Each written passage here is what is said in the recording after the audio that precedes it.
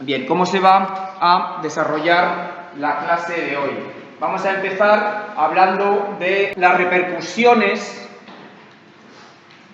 de la Segunda Guerra Mundial en la política española. Esto es, cómo el alineamiento de Franco, pese a su no beligerancia, su amistad con las potencias del eje, que terminan perdiendo la Segunda Guerra Mundial, hacen que su dictadura comienza a ser rechazada y comienza este periodo de tiempo que se conoce como la autarquía o el aislamiento. Veremos cómo esto además tiene unas repercusiones en la política económica, ¿de acuerdo?, y en los recursos disponibles en el país. Hablaremos de cuáles son los eventos principales de los dirigentes republicanos en el exilio, ¿de acuerdo? Unos dirigentes republicanos que esperaban que tras el fin de la Segunda Guerra Mundial las potencias occidentales ayudaran a España a restablecer la democracia republicana y cómo en esta esperanza el gobierno de la República en exilio sigue viva, haciéndose cada vez más débil, pero bueno, sigue viva durante todos estos años. Veremos también cómo a partir de los años 50, un momento particularmente tenso entre las dos grandes potencias del momento, que son la Unión Soviética y Estados Unidos, hacen de España, o de la península ibérica, por así decir, un lugar particularmente estratégico, bien, para Estados Unidos en particular, sobre todo como puente o cabeza de puente o como base para un posible enfrentamiento militar en Europa, ¿de acuerdo?, en esta Guerra Fría. Bien, como esto además permite que la política económica del franquismo se abra, ¿sí?, y comience un periodo que se conoce como el desarrollismo, ya a partir de 1959, ¿sí?, en el que hay una serie de cambios económicos y sociales que comienzan o que retoman más bien lo que se conoce como la modernización, ¿de acuerdo? Finalmente veremos cuáles son los límites de esta modernización, sobre todo en un sistema represivo como el franquista, y cómo esta tímida apertura, ¿de acuerdo?, económica y una muy pequeña apertura social se convierte en una involución después debido a los cambios sociales. La dictadura franquista se constituye durante la Guerra Civil y como tal se constituye también siguiendo los ejemplos de las dictaduras de los años 30, esto es, unas dictaduras en las que existe un líder carismático, ¿de acuerdo?, un único líder, ¿sí?, una dictadura donde no hay pluralidad de partidos, sino que solo hay un partido, ¿de acuerdo?, y donde la administración pública, donde la burocracia, el gobierno, se organiza de manera, en un principio, fascista, y luego que ya veremos evolucionando hacia una dictadura corporativista y militar. Franco es proclamado jefe del ejército en octubre de 1936, en un proceso en el que se va afianzando durante la Guerra Civil frente a otras figuras dentro de la derecha española o la extrema derecha española que podían competir por ser este jefe carismático. Uno de ellos es evidentemente el hijo del dictador Miguel Primo de Rivera, fundador del partido fascista Falange, José Antonio Primo de Rivera. José Antonio Primo de Rivera funda, como digo, el partido Falange, pero es detenido y fusilado durante la Guerra Civil. Por lo tanto, esta desaparición de José Antonio hace que el camino quede más o menos expedito. Ya también creo que dije que el general Sanjurjo, que intentó un golpe de Estado contra la República, también desaparecería, y por tanto irían desapareciendo varias de estas figuras importantes, ¿de acuerdo?, dentro de la coalición golpista, que finalmente dejarían a Franco como el único líder, ¿sí? Uno de los falangistas que consiguieron escapar de la zona republicana y volver a la zona que ellos llamaban nacional, ¿sí?, fue Ramón Serrano Súñer. Ramón Serrano Súñer, que fue cuñado de Franco, por lo tanto que estaba casado con su hermana, y que fue el ideólogo de la unificación de todos los partidos de la extrema derecha, de toda la coalición golpista, a la hora de crear este partido único, ¿de acuerdo? El partido único que se llamó la Falange Española, bien, pero no Falange Española de las Jons, ¿de acuerdo?, sino Falange Española tradicionalista. ¿Y esta T qué significaba? Que se incluía también a los carlistas, ¿de acuerdo? A los carlistas, que eran aquellos partidas o aquellos grupos que, residuales ya del siglo XIX, con una voluntad de establecer una monarquía conservadora, ¿sí?, ayudaron al golpe de Estado. Se crea, por lo tanto, este partido único, Falange Española Tradicionalista o el Movimiento Nacional, en este espíritu de conjugar o poder equilibrar los poderes que habían apoyado el golpe de Estado. Y sobre esto monta Franco su dictadura. En el caso de su primer gobierno, da ministerios de manera más o menos equitativa a gente de Falange, a gente del carlismo, a gente, a militares, ¿de acuerdo?, a católicos, políticos católicos, etcétera, etcétera. Y consigue así establecer un cierto equilibrio que haga de él la pieza clave imprescindible en este sistema. Le da el Ministerio de Trabajo y todas aquellas áreas de la comunicación política, o lo que entonces se llamaba de la propaganda, a Falange, ¿de acuerdo? Falange es la encargada de hacer el fuero del trabajo, que es una ley laboral, sí, de tipo corporativista, inspirada en el fascismo italiano, de hecho instigada en el fuero del Lavori de Mussolini. Y también se dan, a lo largo de estos primeros años de dictadura, paso a una serie de leyes de carácter represivo. La idea era poder controlar la oposición que quedara después de la guerra civil, ¿de acuerdo? En este sentido se aprueban varias leyes que consiguen, sobre todo, también depurar de la función pública a todos aquellos que habían tenido simpatías republicanas. Un caso llamativo es el de los profesores, ¿de acuerdo? Algunos de vosotros habéis tenido que ver el documental sobre las maestras de la República. Muchos de los profesores y profesoras fueron sustituidos por militares y clérigos, ¿de acuerdo? Bien. Como decía, el fin de la Segunda Guerra Mundial supone un aislamiento diplomático para la dictadura española. Bien, un fin de la Segunda Guerra Mundial que hace que el Consejo de la ONU, ¿de acuerdo?, condene la dictadura de Franco y que Francia cierre las fronteras a los intercambios económicos y comerciales con España. Es en este momento que la dictadura decide hacer un cambio más o menos estético, ¿de acuerdo?, y empezar a quitar peso a los sectores más fascistas. Eliminan, por ejemplo, el saludo nazi, que existía antes, eliminan ciertas referencias que podían ser más o menos identificadas con estos movimientos de extrema derecha y dan lugar a cada vez más ministros militares en sus gobiernos. De esta manera se pretende constituir lo que él llama una democracia orgánica. Una democracia orgánica que es básicamente un oxímoron, es una manera de decir que había una representatividad que evidentemente no existía porque había un partido único, había un líder, exactamente igual que ocurre en las dictaduras comunistas cuando se habla de democracia popular, ¿vale? Ahí no hay pluripartidismo.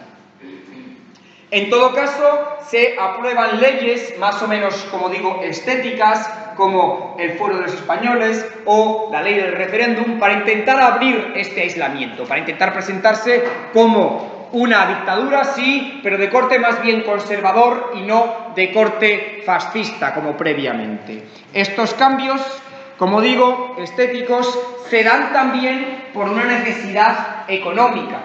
Una necesidad económica, sí, que se hace muy grave, sobre todo debido a las pérdidas, tanto económicas como humanas, durante la Guerra Civil, sí, unas pérdidas que, frente a lo que ocurrió en la Europa post-Segunda Guerra Mundial, en España no accedió a los créditos del Plan Marshall.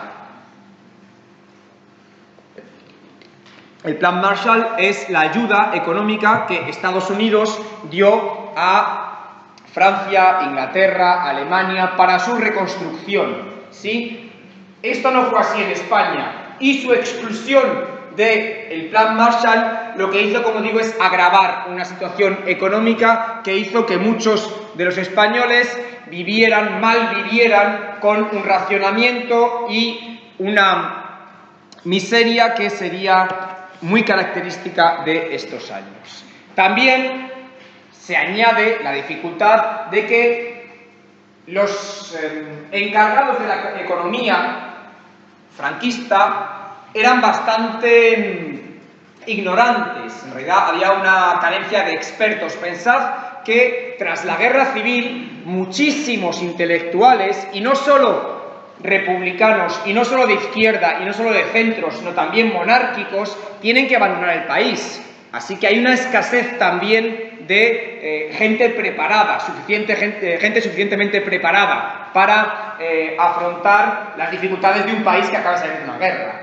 ¿sí? Esto lo que hace es provocar unas disfunciones que dan lugar a importantes casos de corrupción, ¿de acuerdo? Y sobre todo a la existencia de un enorme mercado negro, que en España se conoce como el extraperlo durante estos años.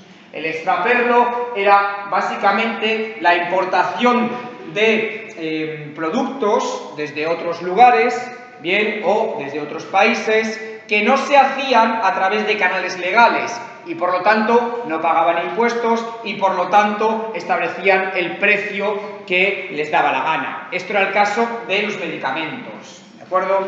Tenéis también en los documentos que os he dado el principio del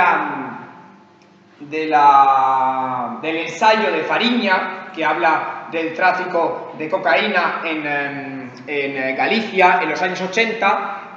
En el principio de este ensayo habla precisamente de las primeras redes, que evidentemente no eran unas redes de tráfico de cocaína, pero unas redes de extraperlo, de tráfico de chatarra o de metal desde Portugal en un principio hacia Galicia, y cómo estas redes comenzaron a perfeccionarse y comenzaron a traer de contrabando primero tabaco y luego más adelante ya cocaína desde Colombia, ¿vale? Pero bueno, en todo caso que veáis que estas redes de extraperlo eran bastante sólidas, eran bastante comunes y eran hasta bien vistas por la población, ¿de acuerdo? Porque el hecho es que proveían de productos básicos, como el caso de las medicinas, que si no, no hubieran sido posibles comprar, ¿de acuerdo?, en el mercado oficial. Otro de los puntos claves de la política económica del franquismo durante estos primeros años fue paralizar o directamente eliminar las reformas republicanas, sobre todo en lo que tenía que ver con el reparto de la tierra, ¿de acuerdo? Se consideraba que se habían extralimitado los jornaleros y los trabajadores del campo y que había que volver a la situación previa a la República.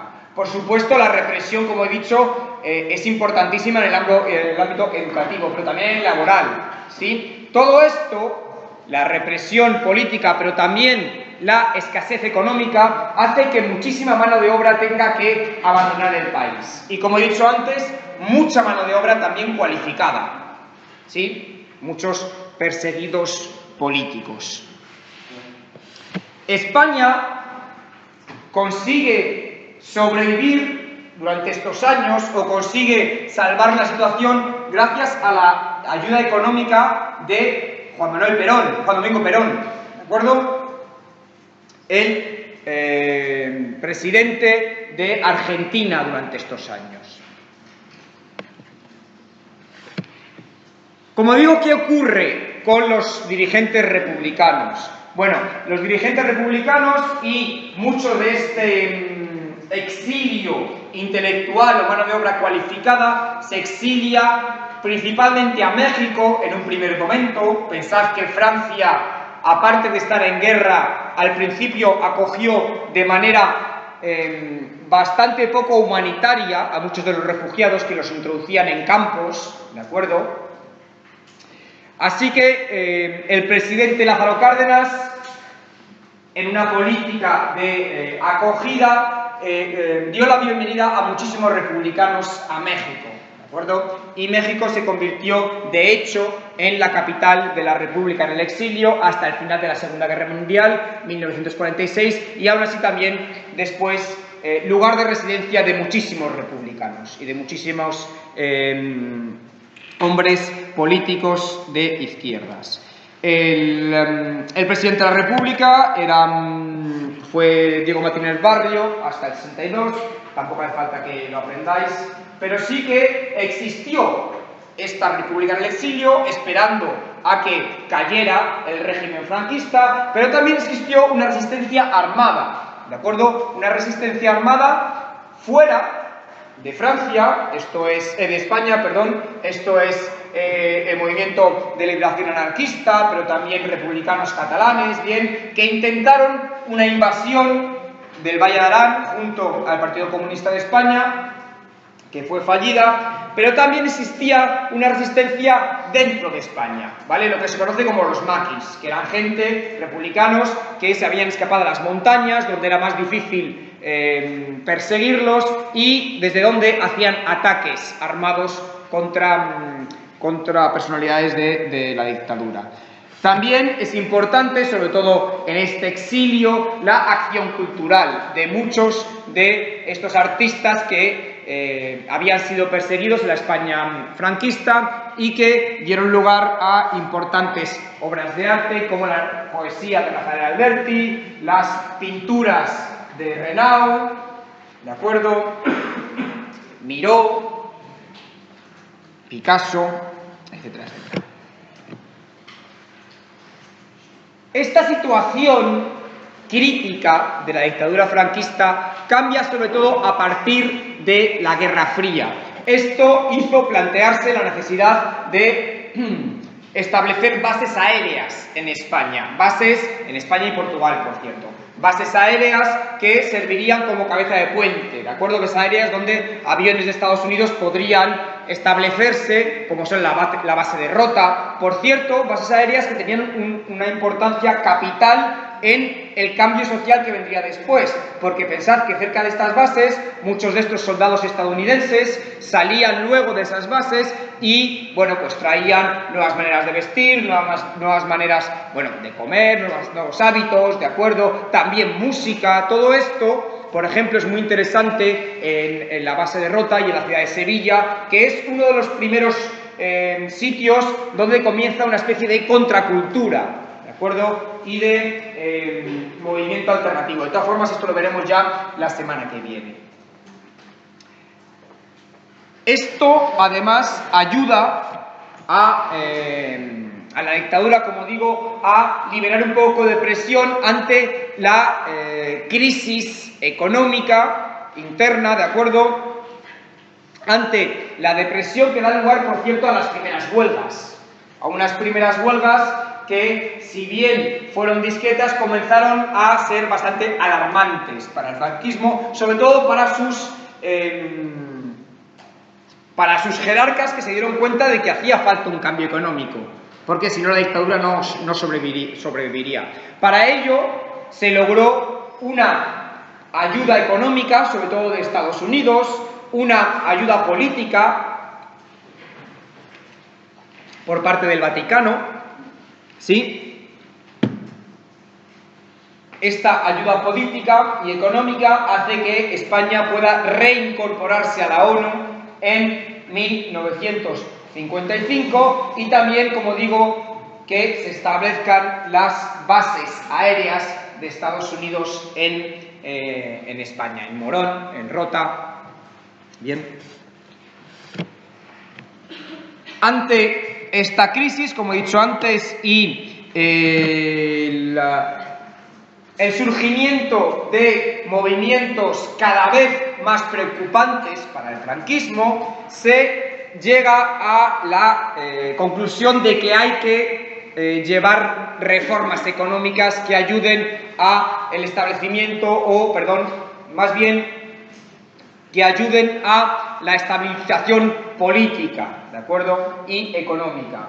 Para ello, de hecho, ello se ve condicionado por esta suspensión de pagos o esta proximidad de la suspensión de pagos en 1957 y 59. Significa que no se podría pagar, que el Estado no podía pagar sus deudas, ¿de acuerdo? Ante esto y ante los distintos movimientos de oposición, como la huelga de viajeros en Barcelona, como la revuelta de estudiantes en Madrid o como la aparición de la lucha armada de ETA, de acuerdo, del movimiento independentista vasco ETA en 1959, hace que se cree una oposición difusa pero claramente perceptible en la sociedad española. De hecho, hasta católicos de base, que en un principio eran unos de los pilares de la dictadura franquista, comienzan a alejarse de ella,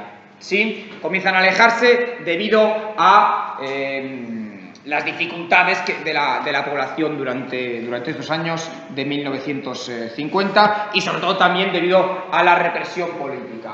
Como digo, primero fue una inmigración intelectual debido a una persecución política, pero pronto y motivado por esta crisis económica hubo una importante emigración económica a Francia y Alemania particularmente, ¿de acuerdo? Pero también a Inglaterra, etcétera, etcétera, a trabajar en muchas de las industrias nacientes en la Europa de posguerra.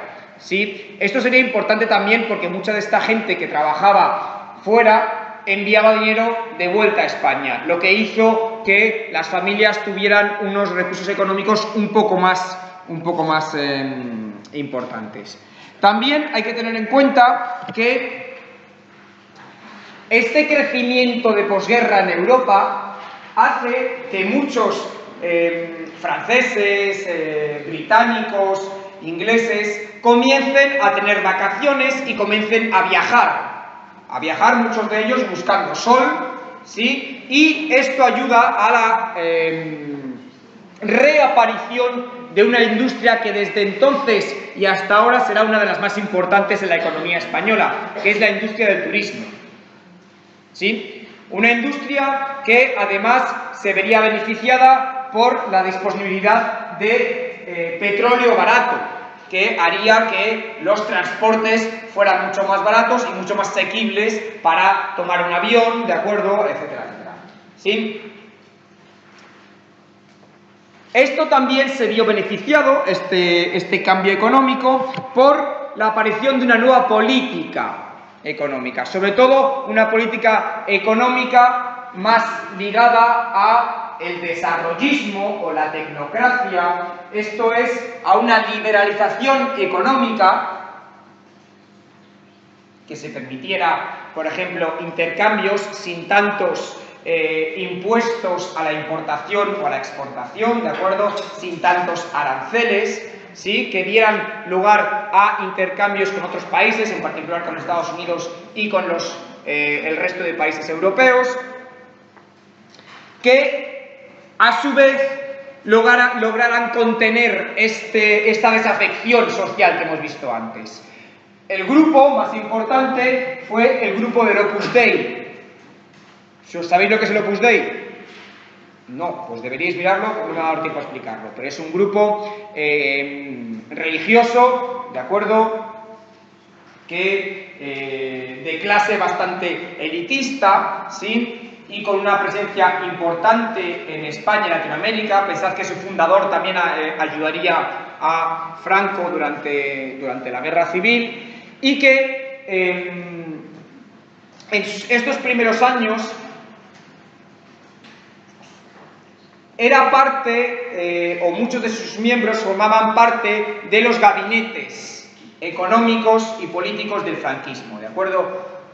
No era uno de ellos, pero en esta misma línea aparece esta figura de Manuel Fraga, quien después sería el fundador del Partido Popular, el actual Partido Popular, Alianza Popular, luego Partido Popular, que fue el ministro de Información y Turismo a partir de 1962. Bien, esto es importante porque veremos cómo desde su ministerio comenzaron también a hacerse una cierta liberalización en el sentido de la prensa, ¿de acuerdo? Se establece una ley de prensa que no significa que acabe con la censura, pero sí que la censura se establece de una manera, bueno, se establece, porque hasta entonces era arbitraria, ahora se establecen unas normas y se dice qué se puede publicar y qué no se puede publicar. Por supuesto, este cambio económico hace que comience una recuperación, lo que se conoció entonces como el milagro español o el desarrollismo, que no podría haber sido de no ser por los salarios bajos, ¿de acuerdo? Por unos salarios y por una represión laboral importante. Aún así, el franquismo concedió cierto margen de negociación a los asalariados a través de la ley de convenios, ¿de acuerdo? Se podía negociar el salario si la productividad de las industrias en particular mejoraba, ¿de acuerdo? Eso ayudó también a la creación, y ahora lo veremos, de distintas organizaciones laborales, ¿de acuerdo? Los sindicatos estaban prohibidos, sí, pero aún así existían condiciones objetivas comunes entre distintos trabajadores para tener unas organizaciones que defendieran sus intereses. Hay que tener en cuenta, de nuevo, las divisas, esto es, el dinero que enviaban los españoles en el extranjero hacia España, ¿sí?, para esta recuperación económica, el turismo y también la aparición de una urbanización creciente, la emigración del campo a la ciudad, lo que se conoció como el éxodo rural durante estos años. Pensad también que debido al desarrollo económico, muchos españoles de las ciudades, sobre todo, muchos españoles emigraban del campo, en el que la industrialización de estos años hizo que mucha gente abandonara los pueblos para ir a trabajar a la ciudad. Esto, claro, trajo unos cambios importantes, sobre todo en el aspecto social, ¿sí?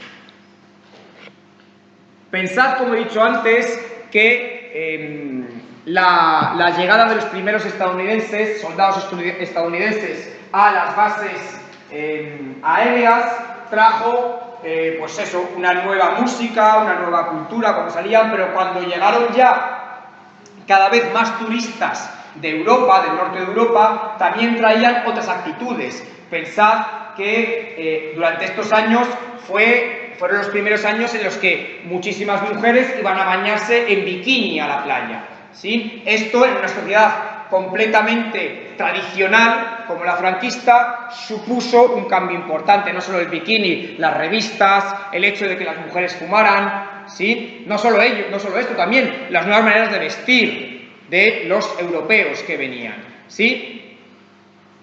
El consumo cultural, el cine estadounidense, ¿sí? La música, como he dicho antes. Esto trae cambios, trae también la sociedad de consumo, lo que trae en el fondo es también voluntad de consumo, voluntad de acceder a los bienes de consumo que se ven en la televisión, que también comienza a emitir en estos años, en cine, en revistas, etcétera, etcétera.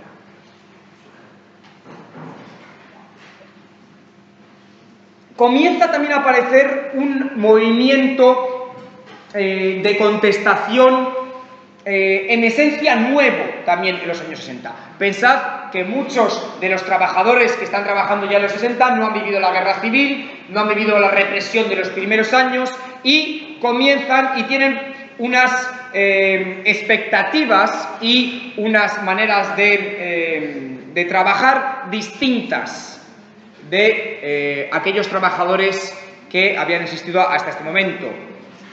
Comienza así a organizarse un movimiento, como he dicho antes, difuso, pero constante de organización laboral, que son las comisiones obreras. Comisiones obreras en las que se integran distintos grupos de políticos dentro del franquismo, desde grupos católicos, pasando por comunistas, bueno, criptocomunistas, porque evidentemente no se podía expresar abiertamente, falangistas que estaban decepcionados con la política económica del gobierno, una política para ellos demasiado liberal. Una política que necesitaba de leyes y necesitaba de unas bases laborales, administrativas, que consolidaran o que ayudaran a encauzar los cambios sociales. Se crea en el 63 la Seguridad Social, ¿de acuerdo? Poco después se permite elecciones al sindicato único, ¿sí? Por lo tanto, se permite una cierta representatividad política en el interior de las empresas. Pero es que además se hace, como he dicho antes, por parte del ministro de Información y Turismo, Manuel Fraga, una nueva ley de prensa que permite y que amplía lo que se puede publicar. Claro, esta apertura, como he dicho, lo que trae también es un empuje de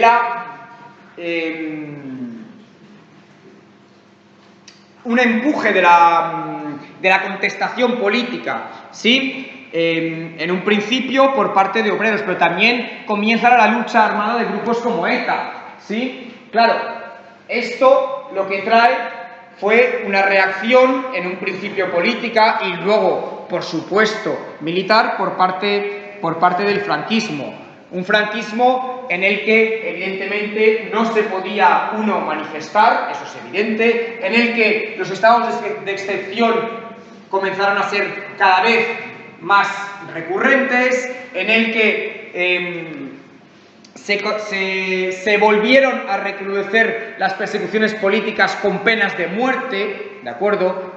Juicios con penas de muerte, que darían lugar a esta cacique descomposición del franquismo.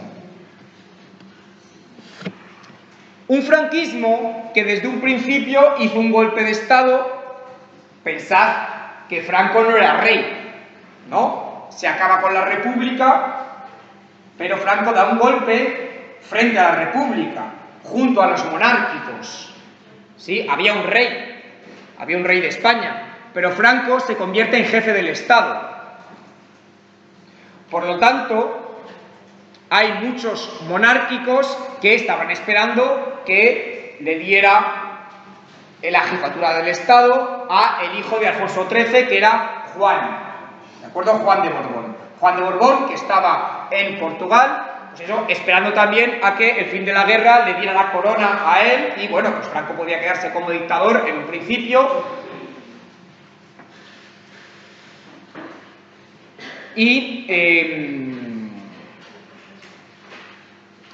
Y de hecho Franco lo que hizo fue establecer en las leyes españolas de estos años que España era un reino, pero era un reino sin rey, ¿de acuerdo? Porque Franco tampoco se nombró rey a sí mismo, sino que dejó ahí un vacío, ¿sí? De hecho, lo que se dejó también, lo que se otorgó fue la facultad de nombrar él el rey, y para ello se tomó mucho tiempo.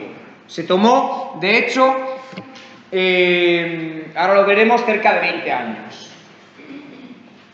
Como no confiaba en Juan de Borbón, pensad que también Franco había hecho la guerra para consolidar su propio poder, no estaba dispuesto a compartir el poder con nadie, y menos con un rey que podía ponerse por encima de él. Así que lo que llegó a un acuerdo con este Juan a educar a sus hijos en España, ¿sí? Alfonso y Juan Carlos. Alfonso y Juan Carlos, que fueron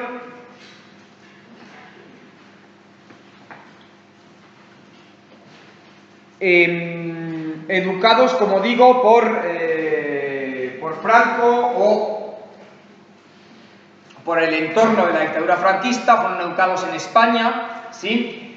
Y que en la Semana Santa de 1956 se fueron a visitar a su padre, a Portugal, ¿sí? Pues en esta Semana Santa de 1956, de manera accidental, Juan Carlos le pegó un tiro en la cabeza a su hermano, Alfonso, quedando como el único y solo heredero al trono.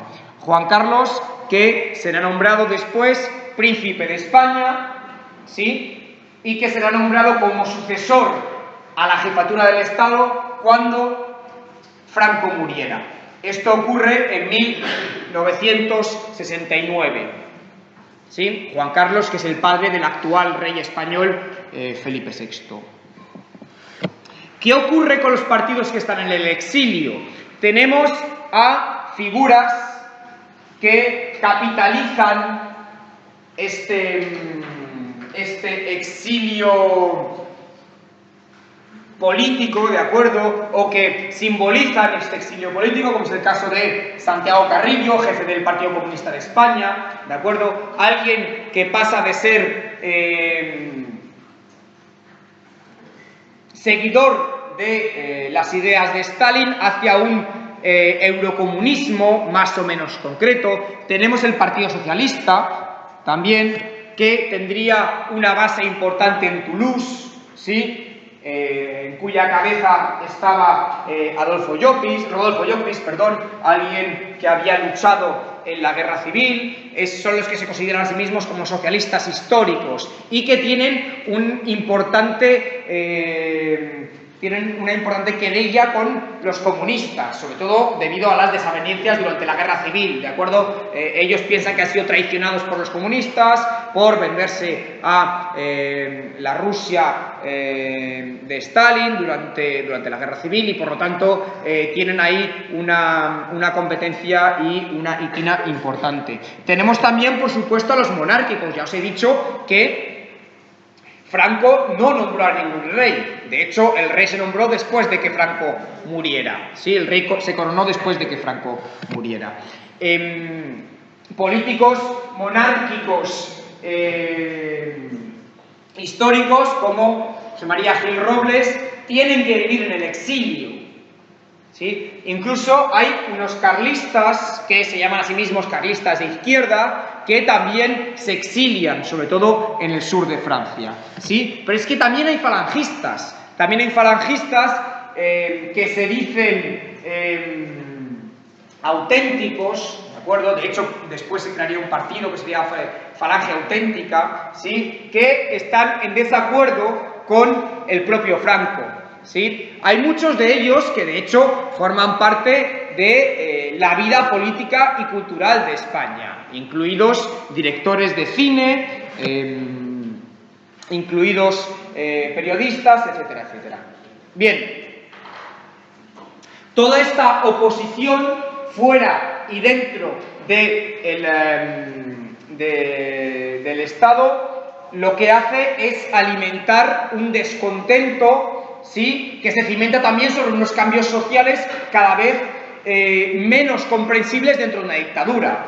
Como digo, una voluntad de consumo, una voluntad de apertura económica, pero también política, ¿sí? Una voluntad también de adquirir libertades individuales, libertades públicas, libertades laborales, ¿sí? Por supuesto, libertades laborales que se ven reforzadas por la aparición de estas comisiones obreras y este movimiento también laboral y obrero, sobre todo autónomo, Autónomo significa que no está dentro de ninguna estructura, ningún sindicato. De hecho, los sindicatos estaban prohibidos, ¿sí? Estos movimientos lo que hacen es cada vez alimentar una conflictividad mayor durante los últimos años de la dictadura, en el que explota el número de huelgas. Comienza a haber huelgas casi de manera mensual, ¿sí? También tenemos, debido a la apertura en la ley de prensa, la aparición de publicaciones intelectuales más o menos explícitas en su denuncia del franquismo. Hay también una izquierda que se dice revolucionaria, armada, que comienza a hacer acciones violentas para confrontar al Estado franquista. Este es el caso de los FRAP o del Grapo, que continuarán atentando durante también los primeros años de la transición. El más importante, de hecho, sería ETA, y su acción más espectacular es el asesinato del almirante Carrero Blanco, quien era concebido como el sucesor de Franco, ¿de acuerdo? Cuando fuera a morir. Carrero Blanco fue asesinado con un coche bomba a la salida de misa, en el centro de Madrid, cerca de la embajada estadounidense, y lo que hizo también fue desestabilizar muchísimo al gobierno de Franco, ¿sí? El sucesor, Carlos Arias Navarro, si os dais cuenta, sería presidente del gobierno desde la muerte de Carrero Blanco hasta 1976, o sea, después de muerto Franco. Por eso también se habla de la transición, porque el franquismo no termina cuando Franco muere, ¿sí? Sigue habiendo unas estructuras que cambiarán muy poco a poco. Pensad también que en Portugal, en abril del 74, lo que ha sucedido ha sido una revolución que había acabado con la dictadura militar, la revolución de los claveles. Esto fue también una llamada de atención al franquismo y un refuerzo de las posiciones democráticas, incluso dentro del ejército español. De hecho, dentro del ejército español aparece una asociación, la Unión Militar Democrática, que toma el ejemplo de lo que ocurrió en Portugal para derrocar al franquismo desde dentro, ¿de acuerdo? Debido a esta actitud, de hecho, la Unión Militar Democrática ha sido bastante poco reconocida en el Estado español, pero fue uno también de los puntales de la resistencia, sobre todo durante estos últimos años, al franquismo. Pero no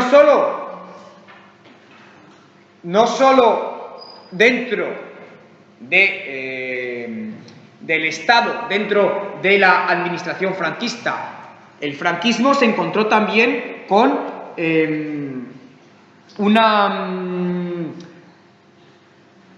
un conflicto internacional con Marruecos. Pensad que el Sáhara, que es la parte occidental de lo que Marruecos considera que es suyo, de lo que fue el protectorado español, estaba en efecto bajo protección del gobierno español, pero Marruecos lo reclamaba como parte suya. De hecho, Franco sería un militar que había salido, recordad, de Marruecos y que daría su golpe de Estado desde Marruecos hacia la península. Había estado en los años 20 en las guerras contra las cabilas. Bueno, pues en 1975 el rey marroquí hace una marcha pacífica hacia el Sáhara, ¿sí? Para reivindicarlo, y el Sáhara está todavía hoy bajo control de Marruecos, con un conflicto internacional que está presente hoy, que está en las discusiones recurrentes de la ONU, y y de cuya marcha, por cierto, no se informó a Franco en los últimos meses de su vida para para no hacerle sufrir. Pensad que en los últimos meses de su vida todavía estaba firmando sentencias de muerte y mandó a ejecutar a varias personas, en particular a este joven, Salvador Puig Antich, ¿de acuerdo?, que se convertirá en un símbolo también de la crueldad de esta dictadura hasta los últimos días de la misma. ¿Vale? Bueno, lo dejamos ahí y continuamos la semana que viene. Muchas gracias.